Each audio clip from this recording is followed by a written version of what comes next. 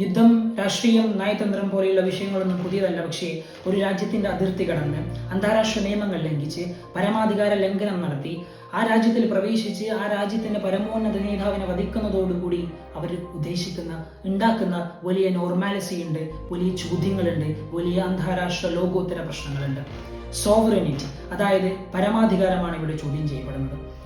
അന്താരാഷ്ട്ര നിയമങ്ങൾക്ക് പുല്ലുവില കൽപ്പിച്ചുകൊണ്ട് മിനാദിലെ പിഞ്ചു കുഞ്ഞുങ്ങളെ തൊട്ട് ആ രാജ്യത്തിന്റെ പരമോന്നത നേതാവിനെ വധിക്കുന്നതോടുകൂടി അവർ പറയാൻ ഉദ്ദേശിക്കുന്ന വലിയ സന്ദേശങ്ങളാണുള്ളത്.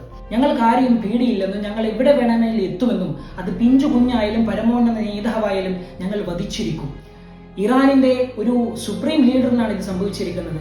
ഒരു പരമോന്നത നേതാവിന് സംഭവിച്ചാൽ പിന്നെ എന്താണ് അവിടുത്തെ ജനങ്ങൾക്കുള്ള സംരക്ഷണം? ഇന്ന് ഇത് ഇറാനിൽ മാത്രമായിരിക്കും സംഭവിക്കുക. എന്തുകൊണ്ട് ഇത് മറ്റു രാജ്യങ്ങളിൽ സംഭവിക്കില്ല എന്ന് നമുക്ക് പറയാൻ സാധിക്കും? വലിയ ചോദ്യങ്ങളാണ് ഇവിടെ ഉന്നയിക്കപ്പെട്ടുകൊണ്ടിരിക്കുന്നത്. ഇതിനെതിരെ നാം പ്രതികരിക്കേണ്ട സമയം എന്നോ അതിക്രമിച്ചിരിക്കുന്നു.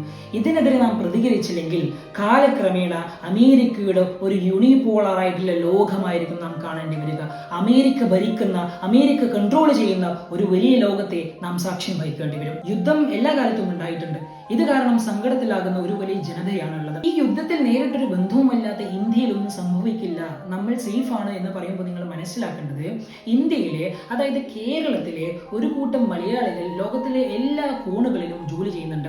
അതിൽ 90 മുതൽ 95% ആൾക്കാർ ജോലി ചെയ്യുന്നത് മിഡിൽ ഈസ്റ്റ് റീജിയനുകളിലാണ്. മിഡിൽ ഈസ്റ്റിൽ ഒരു പ്രശ്നം നടന്നാൽ ഇന്ത്യ, ചൈന, റഷ്യ പോലുള്ള വമ്പൻ രാജ്യങ്ങളിൽ വലിയ കൂലിളക്കങ്ങളാണ് സൃഷ്ടിക്കാൻ പോകുന്നത്. നമ്മൾ വിചാരിക്കുന്നതിന്റെ അപ്പുറത്തേക്കുള്ള പ്രശ്നങ്ങൾ ഇത് സൃഷ്ടിക്കുമെന്ന കാര്യത്തിൽ ഒരു സംശയവും വേണ്ട. പ്രത്യേകിച്ച് എടുത്തു പറയുകയാണെങ്കിൽ കേരളത്തിന്റെ കാര്യം ഞാൻ ഒറ്റ വാക്കിൽ നിർത്താം. അതായത് ഈ യുദ്ധം നീണ്ടുപോയാൽ കേരളത്തിന്റെ അടുക്കളകളിലെ അടുപ്പുകളിൽ തീ കത്തുമോ എന്ന കാര്യം തന്നെ നാം സംശയിക്കേണ്ടിയിരിക്കുന്നു. ഇത് ഉണ്ടാക്കാൻ പോകുന്ന കൂലിളക്കങ്ങൾ ചെറുതൊന്നുമല്ല എന്ന കാര്യത്തിൽ ഒരു സംശയവുമില്ല. യുദ്ധം അവസാനിക്കുക തന്നെ വേണം. സമാധാനം വീണ്ടെടുക്കണം. നിങ്ങളുടെ അഭിപ്രായങ്ങൾ ഞങ്ങൾക്ക് പറയാം.